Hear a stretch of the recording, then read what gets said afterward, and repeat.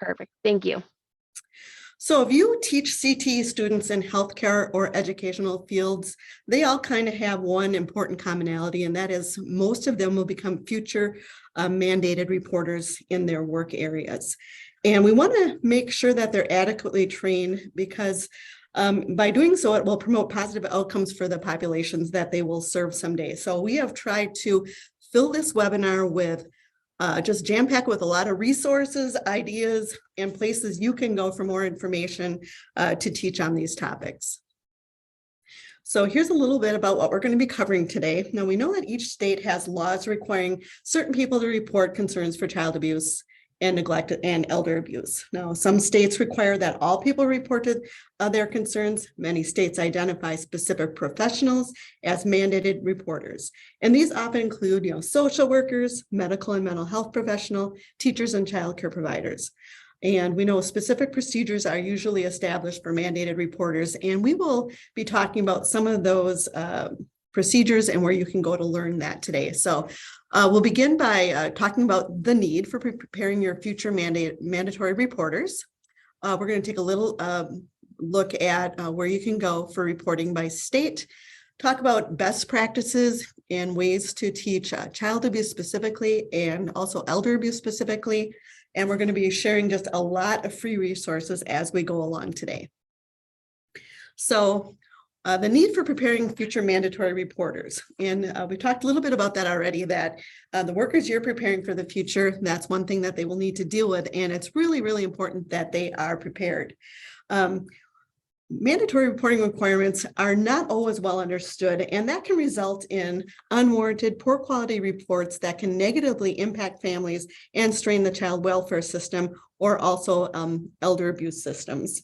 And we know that there have been many different types of reports and sources that can point you to the importance of training and what lack of training can do. And there's a 2020 report specific to mandatory child abuse reporting that I thought was really important as we go forward here, because it stated that reporting requirements are not well understood. And again, that can result in poor quality reports. It can negatively impact families, the child welfare system, and the children that they're trying to serve.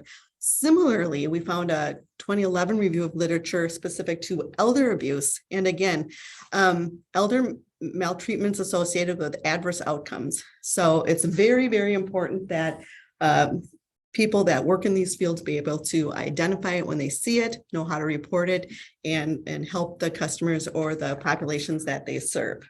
Now, there is a cost for lack of child abuse reporting training. And here are a few bullet points that I wanted to call out here. And there's a lot of statistics that you can go to, but here was one that said in 2016, states reported that 1,700 children died each year from abuse and neglect. And studies indicate that child mistreatment fatalities are underreported by at least 50%. Terrible statistics. And another one, more than 70% of children who died from abuse or neglect were younger than 2.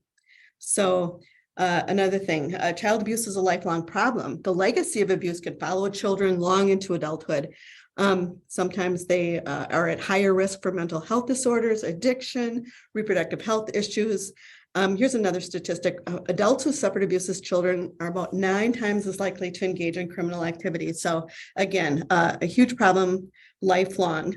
Also a societal problem. One study found that new cases of abuse in 2008 alone costed the US $124 billion in lost productivity, healthcare, special education, child welfare, and criminal justice expenditures. And then, of course, it is the law. There are those mandated reporters. It's, anyone can and should report signs of abuse, but the law requires specific people to report suspected neglect and abuse, and we will be talking more about that in a moment. Similarly, there is a cost for lack of reporting or lack of elder abuse reporting training as well. Sometimes elder abuse is called a silent problem because it can rob seniors of their dignity and security, sometimes even costing them their lives. Here's some statistics. Up to 5 million older adults are abused every year. And the annual loss by victims of financial abuse sometimes is estimated to be at least $35 or $36 billion. Elders who've been abused have a 300% higher risk of death when compared to those who have not been mistreated. So very staggering statistics, very sobering statistics, and something that we want to try to help prevent. So let's take a little bit of a look at mandatory reporting by state. Now, I've got some links here I wanted to share. And the first link has a search engine by state for mandatory reporting guidelines. And it has manuals and it has information, and it also has a search for specific state statutes specific to child abuse. The second link for the National Child Abuse and Neglect Data System is a federally sponsored effort that annually collects and also analyzes data on child abuse and neglect known to Child Protective Services agencies in the United States. The third one is a website called Stop It Now. And this website relies on public health models to create programming, and they use a combination of research-based public education materials, some media messages, and training tools. And they're trying to change the social climate and foster the prevention of child sexual abuse specifically. And they also do offer training program for mandatory reporters. And then the fourth link that I wanted to share was called Safe Start Center. And at this link, it's their National Resource Center for Children's Exposure to Violence. So you can go to that link, and it has a lot of information that would also be very helpful to child physical abuse specifically. Now, if you're looking for sources for elder abuse reporting information, the first link is an interactive map that will take you to each state and information about reporting elder abuse in that state. So again, very, very helpful when you have those types of maps. The second link, which is the Elder Protection Center, that provides state-specific elder abuse hotlines that can be contacted and so forth. And then the third link for the U.S. Department of Health and Human Services, that's a government website that will take you to an elder care locator linking community resources for help. So I thought a combination of the three of these links could give you a great foundation of where you can go to learn more about elder abuse reporting information. Now we've got some suggested best practices to consider as you integrate information into your classes and programs on child abuse and the importance of reporting it. So the first best practice is to make sure your students are clearly able to define just what child abuse is. There are 4 generally accepted types of child abuse. You've got physical, sexual, psychological, emotional, and then also child neglect. So it's recommended that you search for or present information in your classes about each of the 4 types of child abuse. You might find that many of your students may be shocked and horrified to learn that things like this are even done to children. There may be other children that have been exposed themselves. We don't know, but it's very good and helpful to be able to define specifically the 4 types so your students understand what to be looking for. And then helping your students understand how to identify each of the 4 types is the first step. There are different warning signs or steps for each of the 4 kinds of abuse that your students can learn about. So being aware will enable your students to know what it is when they see it. So you can talk about what are the warning signs. Talk about things like screening tools. For child abuse, there are assessment tools, and a few of the most common ones are something called the Child Protection Assessment Tool. It's a questionnaire. You can also sometimes use head-to-toe physical exams, X-rays, assessment tools specific to some organizations. So there's different types of screening tools that can be used. There are also specific risk factors that could lead to each of the 4 types of child abuse. So seeking out information to share with your students that highlight those risk factors are important so they can be aware of that as well. For instance, a few of the risk factors for emotional and psychological abuse are and factors that could increase a person's risk of being psychologically abused include a history of being abused or neglected as a child, things like financial stress, poverty, or unemployment, drug or alcohol abuse, physical or mental illness, family and relationship violence, and sometimes single parenting. So just some things to be aware of. Now, here's an example of warning signs that you could share with students as they relate to child sexual abuse. And this is one area that's very sensitive to educate your students on. And depending on the age of your student, you know your students best, what seems to be appropriate, but helping them to know what the physical signs are and behavioral signs can be helpful for them to call it out when they see it. 91% of child sexual abuse is perpetrated by someone the child or the family knows. And at some point in their childhood, here's some more statistics. 1 in 4 girls or 1 in 13 boys experience child sexual abuse. Again, this type of abuse is probably the most sensitive and needs to be introduced and handled in a very factual, straightforward manner. But also, sharing this information with students, again, will hopefully help to prevent or certainly help children that they may come across in their work life in the future. And if they can, identify it when they see it, or at least see signs of it, they'll be much more aware as they're working with young people. So teaching students how to report suspected abuse is also key. And here are a few tips that you can share with your students. First of all, you'd want them to call 911 or the police if someone were in immediate life-threatening danger. That would be paramount. We do not recommend that they confront their alleged abuser if the danger is not imminent, but you suspect some emotional abuse has occurred or something similar. There are some places your students can go to, and we've got those listed here, things like law enforcement, child protective services, hospitals or healthcare facilities. There's national abuse hotlines that are available. So just getting this type of information out to your students so that they know that there is help available and places where they can go so that it can be top of mind for them is very useful. Now, here's a few links for some lesson plans that we have found in our research that we wanted to pass along. We thought these could be very helpful and save you some time. The first link is provided by a Texas CTE, and it includes a lesson plan, a slide presentation, handouts, and more specific to child abuse. The second link provides access to dozens of lessons varying in grades from K to 12. And they're specific for a Child Abuse Prevention Month. The source of this was the Monique Burr Foundation for Child Prevention Education Programs, and some of those looked very, very good. The third link says Protecting Our Children lesson plan was provided by Purdue University as part of a 4-H toolkit for success. And when you click on that link, it takes you to a 19-page document with all sorts of information and activities on preventing child abuse. So one that you might want to take a look at.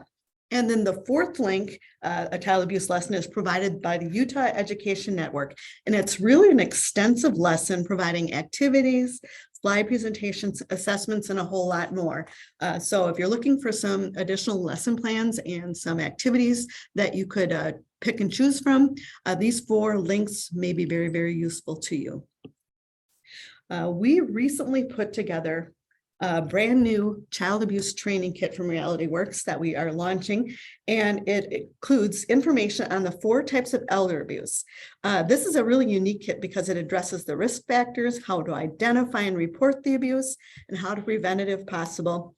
But it also includes a hands-on component, and there are 2 different skin tones, sets of common child abuse injuries or wounds, if you will, that students can put on, and they can role play and see what it's like to be vulnerable and things like that. There's bruising and abrasions and things like that. So, and then there are also scenario cards, student workbooks, and curriculum. So the lessons integrate the use of all of the different parts and pieces of the kit, and it really will make learning all about child abuse and training on that to be hopefully a time saver, but also make it very engaging for students, very objective, so that they can learn about it and feel very, I don't know if comfortable is the right word, but very knowledgeable about it after they've gone through the training kit. Now, we have taken a couple scenarios from the child abuse scenario cards that are a part of that program, and we made them available here that we're going to be sharing, like I said, a couple of them. And this particular one focuses on psychological and emotional abuse. And in the card deck, there are multiple scenarios to do with each type of abuse. You will have the actual case study or the scenario, and then also followed up with key questions. So some of these aren't very long, but you can see how a simple scenario can really get your students thinking critically. So for example, in this one, you're working as a physician's assistant in a pediatrician's office, and you are seeing Jimmy, a 10-year-old patient brought in by his mother, Jane. You've known Jimmy and his mother for 5 years since they started seeing you. You asked Jane why they came in today. She says she's concerned about Jimmy's weight. Jimmy seems a little heavier than usual, but he's still looking like a healthy 10-year-old boy. You notice Jimmy seems quieter than usual and keeps looking towards the floor when his mother speaks. You continue asking Jane questions about Jimmy's eating and exercise habits, his sleep patterns, and how he's doing in school. With every question you ask, Jane becomes ruder and more inappropriate. She calls Jimmy fatso, says he's too lazy to get off his butt to play outside, and she calls him a crybaby because kids make fun of him at school. So reading through something like that, you could have your students pair up, you could have them be in a small group, or you could even do the key questions as a whole group. So thinking about the warning signs for this scenario, how would you report suspected emotional or psychological abuse? Are there some preventative measures you could take? So what would you do if you were faced with this situation? So just one example of a scenario. Now, here's another one from the kit, but this is one specific to child neglect. You're working as a paramedic intern and are dispatched to a private residence for a 43-year-old unconscious female. Upon your arrival, a neighbor greets you at the driveway and says she was the one who called after she found the patient's 2-year-old wandering in the cul-de-sac in only a diaper. She went to the neighbor's house with the child and found the patient unconscious and unresponsive. The neighbor is holding the child, who's filthy but appears to be unharmed. You and your partner make your way toward the patient inside the living room. You see empty beer cans, dirty diapers, empty food containers on the floor as you enter the residence. The coffee table is filled with cigarette butts and drug paraphernalia, and the unconscious female has a syringe hanging from her forearm. So again, talking through those key questions. What are the warning signs? How would you report this as a suspected child abuse or neglect? Any preventative measures you can take, and so forth. So it doesn't take much for these case studies to really get the conversation to be quite rich with your students. Now, here's an example of some of the workbook activities from the kit. You can see you've got the scenario and then the key questions, so that can be turned into a writing activity. But then we've also got a second written activity for each of the 20 scenarios as well. And in this case, students would be asked to research and write a blog post aimed at mandatory reporters that describe physical and behavioral warning signs of child sexual abuse, and it goes on. So you can see how students learn about the type of abuse. They can go through a few different scenarios, having to solve or work through the scenarios, and then they further apply what they've learned in the written activities in the workbook. So a few free resources for scenarios. If you love scenario-based learning, the first link is to a set of scenario cards for educators to learn how to recognize child abuse and neglect. The second link that I have here on the slide is actually from the United Way. And this includes 3 physical abuse scenarios to work through as well. The third link on the slide is from the Queensland Health Institute, and it includes 4 scenarios in an appendix specific to child abuse and neglect.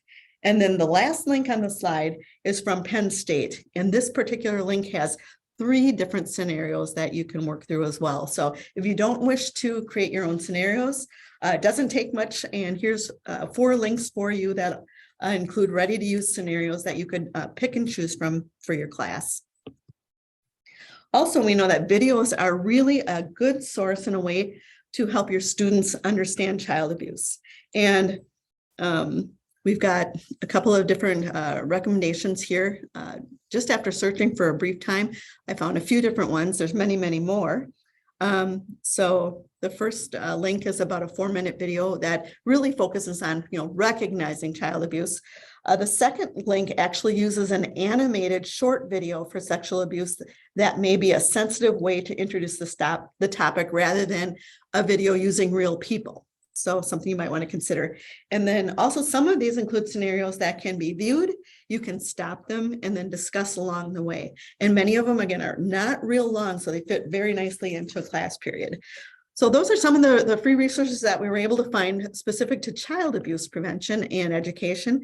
So now we're going to move over to teaching elder abuse and also suggest some best practices to consider as you integrate information into your programs on teaching that type of abuse.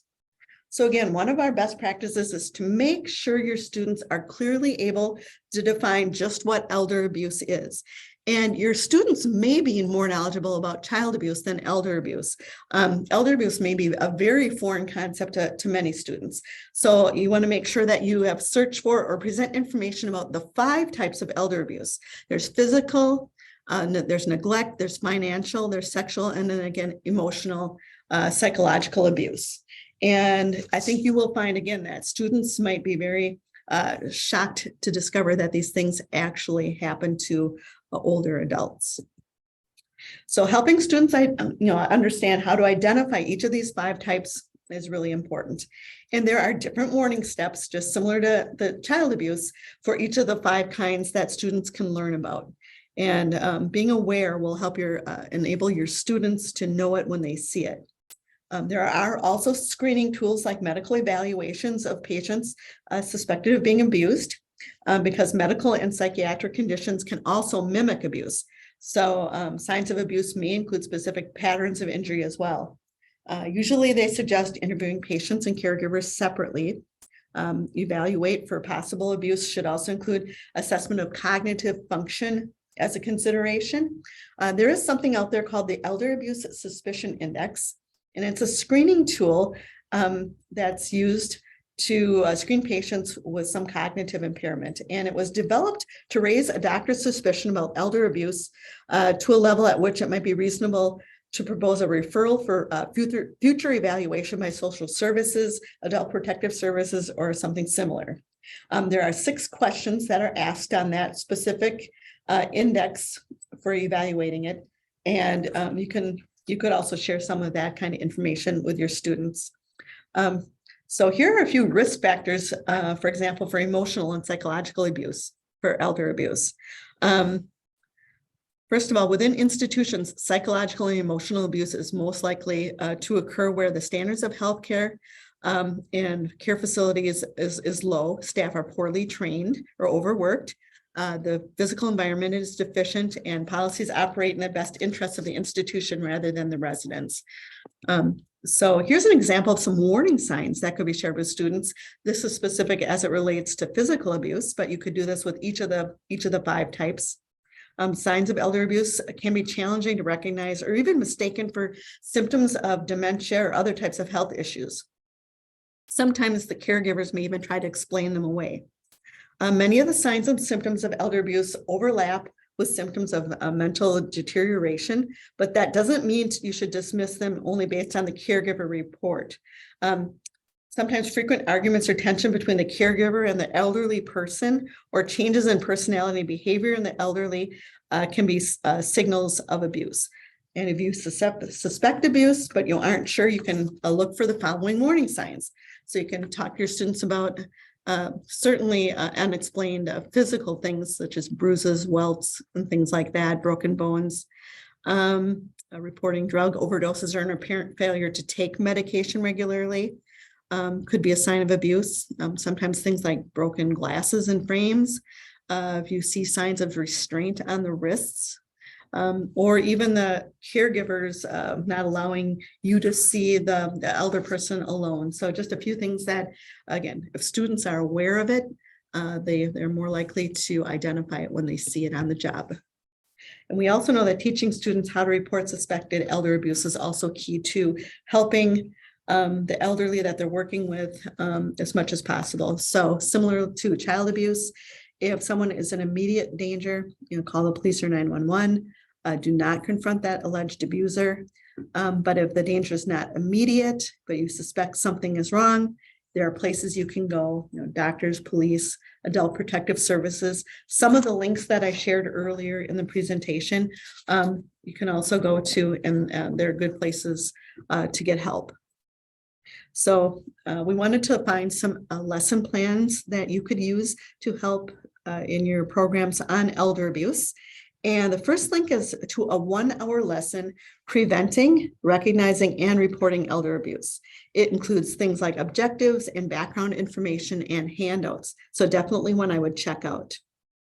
The second link, which says Introduction to Elder Abuse for Nursing Students, is just that. It's for nursing students, but it includes 53 slides that you can share with students on recognizing abuse if you are going into healthcare. The third link will take you to an Elder Abuse Awareness Teen Toolkit. And in that kit, it includes background awareness information for teens. There is something called the World Elder Abuse Awareness Day. And you could do an event around that. There's a workshop or presentation with PowerPoints and notes. There's a project planning workshop guide that includes some simple planning techniques. There's how to celebrate successes and understandings, and it also includes some statistics. So there's a lot of information at that Elder Abuse Awareness Teen Kit worksite. And then the last link, the NCEA, this one includes an education portion on their website. I found it to be a real goldmine because it had videos, it had curricula, had a lot of slide presentations. So again, one you can go to, and it has just a multitude of resources available at that link. One thing we have tried to do as a company similar to child abuse is we have come out with an elder abuse training kit as well. Our kit does focus on all of the 5 types of elder abuse. It goes over the risk factors, how to identify and report abuse, and also how to prevent it if possible. Again, it will use things like what we call moulage, or those wounds, wearable wounds that come in 2 different skin tones, welts, burns, broken bones, things like that. And you can use the wound bond, and you can role play, and you can actually be the vulnerable adult going through the abuse in this scenario, and then you can switch roles as maybe the mandatory reporter. But it makes it so much more realistic and helps you walk in the shoes of someone going through the abuse. So a really impactful way to have some experiential learning on the topic. It also does include scenario cards, workbooks, and curricula similar to the child abuse kit that we showed you earlier. Now we would like to share just some highlights from a customer story. It's from a FACS teacher in Nebraska, Joan Hines, who has successfully used and implemented our elder abuse training kit in her classroom. And she started using it a couple years ago, kind of during the pandemic. And she used the kit with a combination of remote students and in-person students. Half of her class will watch via Zoom while she put the skin conditions or those wounds on her own arms and read through the scenarios. And this is a statement by her. She said, students were grossed out by the bruises, asking questions about why they looked the way they did. She said, I was able to talk to them about how thin and fragile elder adult skin is. She said it was pretty great because they were pretty horrified. They didn't want to touch the models, which made me think this worked perfectly. So building in that realism can be very, very eye-opening for students. And she said, and she further shared that because most of her students disliked taking notes, the interactive scenarios in the kit really brought the material to life. So FACS teachers that teach relationships and things across the lifespan would find something like the elder abuse kit, I think, very, very useful. But also health science teachers that are going to be teaching future healthcare workers who may work with the elderly at any point in their career also could find something like this very, very eye-opening.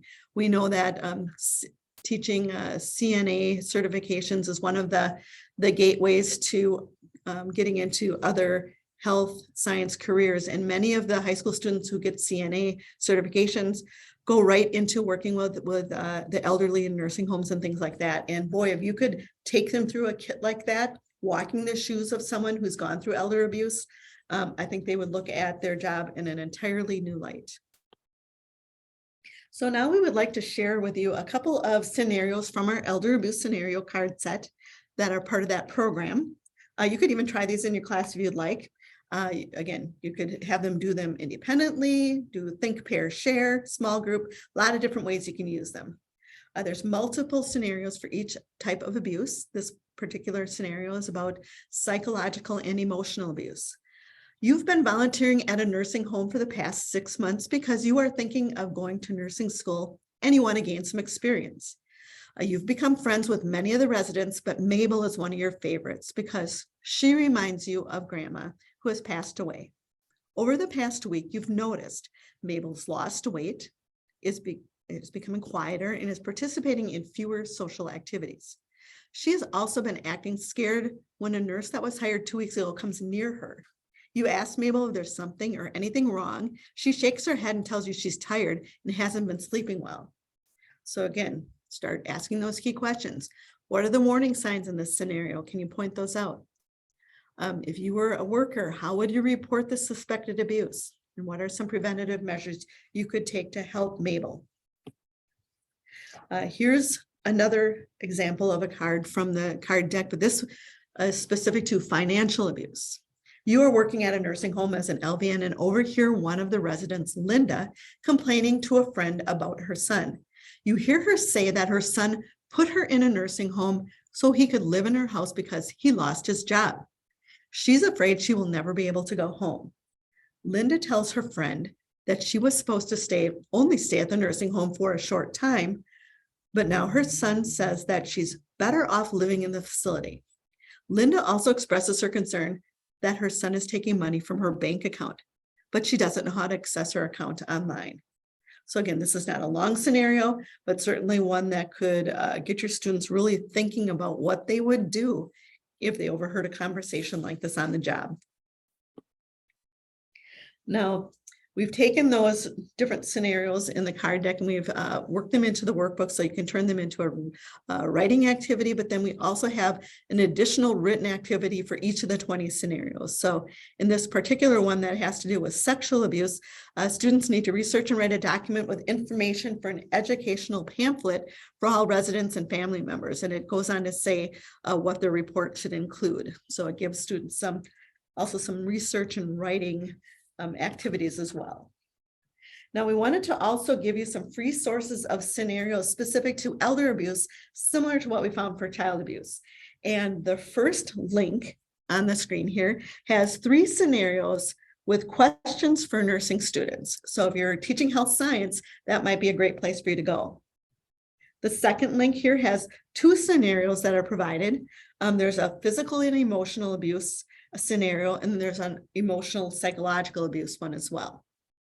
The third link is a document from Marquette Law School, and this includes several elder abuse scenarios as well. And then the fourth link on the slide in front of you includes 5 elder abuse case studies. So if you don't want to come up with your own scenarios, there are free ones that are ready to use and discuss with your students at these links. Again, we know that videos are a powerful way to help your students learn. And similar to child abuse, we have also tracked down some elder abuse videos that we would like to recommend as well. So the first link is a 14-minute video all about elder abuse training, but in it includes 5 scenarios about elder abuse that you could watch. You could watch each one and pause it in between to discuss. You could have your students pair up to discuss or even do it as a whole class activity. The second link there also includes 5 different scenarios, but again, much shorter video of only 3 minutes in length. The third link is more of an awareness video that just had a lot of really good information, and it's about 12 minutes in length. And then the fourth video link that I have here has 4 different scenarios. So scenario-based learning, we know is really helpful to get your students to walk in the shoes of someone or in the shoes of a vulnerable adult, as well as in the role of a mandatory reporter. So again, you could try any of those in your program, pick and choose, and there's probably even more out there than these 4. One thing to think about if you have this already as a resource, or if you don't, we have a wearable geriatric simulation suit. And when students put this on, it can be a very effective tool for role playing and walking the shoes of a vulnerable adult. So when students wear our aging simulation suit, it has anywhere from 7 to 10 different physical normal signs of aging, from posture, stooped over, a restricted range of motion. You've got 6 different visual impairments to choose from. Your tactile sensation is dulled. You've got that walker, so you're trying to navigate and ambulate and things like that. So if you haven't thought about that as another tool for teaching elder abuse, it can work very, very well. And there's a link to learn more about it on our website. A couple more free resources that we want to point out to you on the other end of the spectrum for child abuse prevention. We have a shaken baby syndrome simulator. And this is really an impactful demonstrator to help students learn what shaken baby syndrome is, also known as abusive head trauma, and how to prevent that.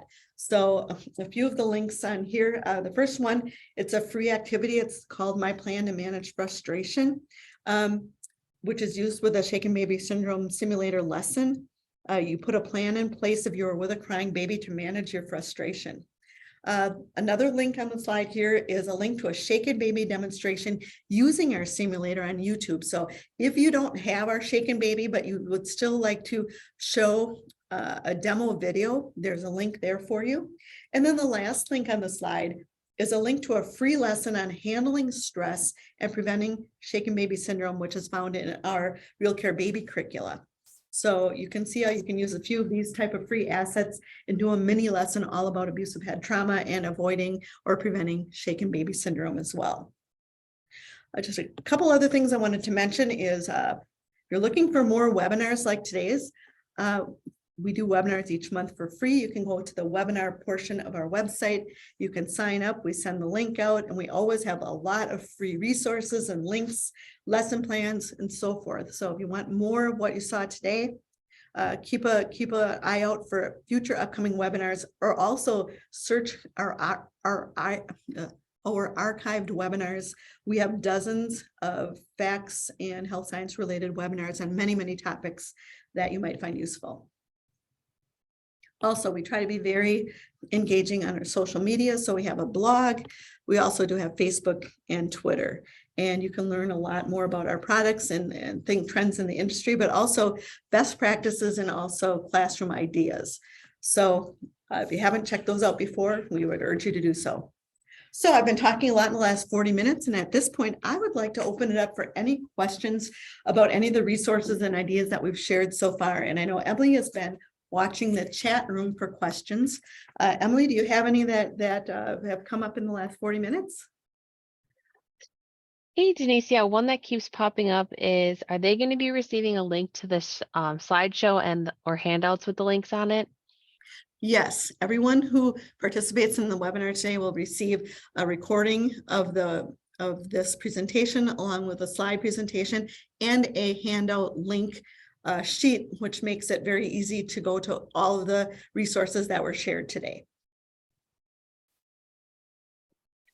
Awesome. And then, yeah, everybody who did attend the live presentation, you will be receiving a link to a certificate of completion as well.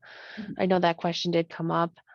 And then I'll let it, if you guys do have any questions, please feel free to type them in the webinar chat or the Q&A.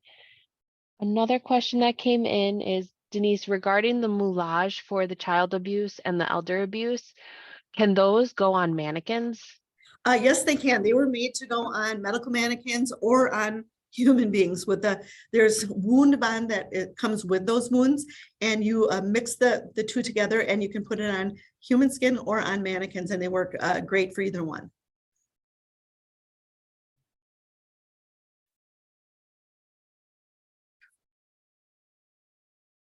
Any other questions you can see, Em?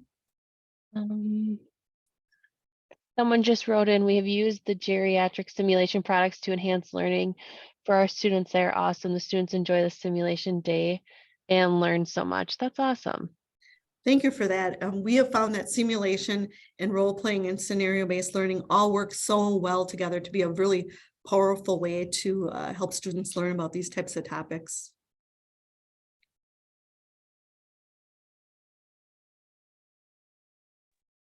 Denise, a question that just came in, what classes usually use the geriatric simulator? We find that human growth and development for family and consumer science use that the most for FACS teachers, because they teach about human growth and development across the lifespan. So elderly certainly is the other end. And then for health science educators, we just find that that's been really helpful for any of the CTE pathways that are going to be working with older adults, such as CNA, medical assistant, sometimes even EMT, because when they go out on a call, they don't know if they're going to be working with elderly patients or not. So anybody that could potentially work with an elderly patient in as a healthcare worker could find that type of resource very beneficial.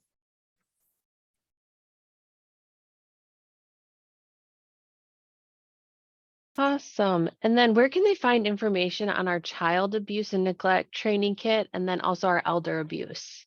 If you go to realityworks.com and you can type either of those topics in, and it will take you right to the product page. And the product page will have pricing. It will have more information about the curricula topics and what's included in each of those kits.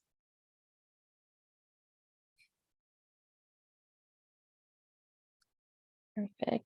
Let me just check. Okay. And I'm not seeing any additional questions coming in at this time, just a lot of thank yous and great resources. So we appreciate everybody attending today. Denise, anything else?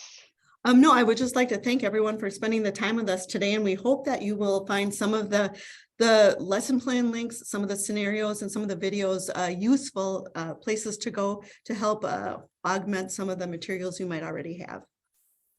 Thank you very much.